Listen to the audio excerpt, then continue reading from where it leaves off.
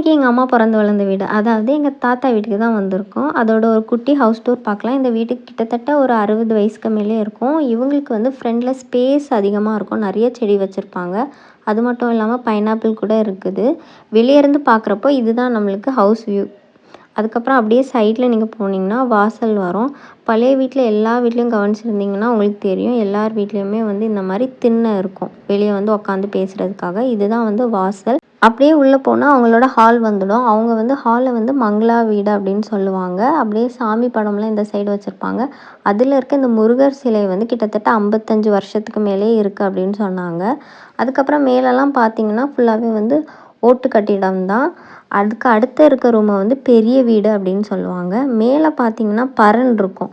பழைய வீட்டிலலாம் பரண் ஏன் வச்சுருப்பாங்க, நிறைய திங்ஸ் ஸ்டோர் பண்ணுறதுக்கு, ஸ்டோரேஜ் ரூம்னே வச்சுக்கலாம், அதுதான் பரண். அதுக்கு கீழே அப்படியே வந்து அரங்கு வீடுன்னு சொல்லுவாங்க. அதை தான் இப்போ சாமி ரூமாக யூஸ் பண்ணிக்கிட்டு இருக்காங்க. அதனால தான் அதை நான் ஓப்பன் பண்ணி காமிக்கலை.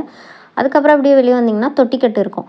மழை பெஞ்சா சூப்பராக இருக்கும் பார்க்குறதுக்கு. எனக்கு முன்னாடி சின்ன வயசில் டவுட் இருக்கும், திருடெல்லாம் ஈஸியாக வந்துட மாட்டானா அப்படின்னு. பட் வர முடியாதுன்னு அம்மா சொல்லுவாங்க. அது பக்கத்துலேயே இன்னொரு ரூம் இருக்குது. அது சும்மா இப்போ வந்து ஒரு ஸ்டோரேஜ் ரூம் மாதிரி தான் வச்சுருக்காங்க.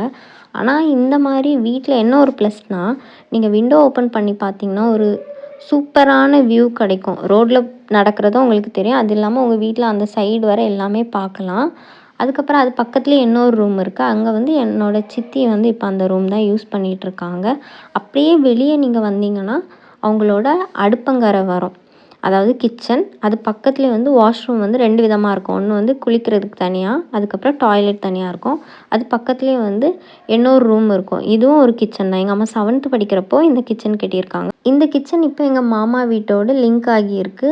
அதுதான் என்னோடய மாமா வீடு. அப்படியே நீங்கள் வந்து வெளியே வந்தீங்கன்னா நிறைய இவங்களுக்கு வந்து சைடில் ஸ்பேஸ் இருக்கும், நிறையா செடியெல்லாம் வச்சுருக்காங்க.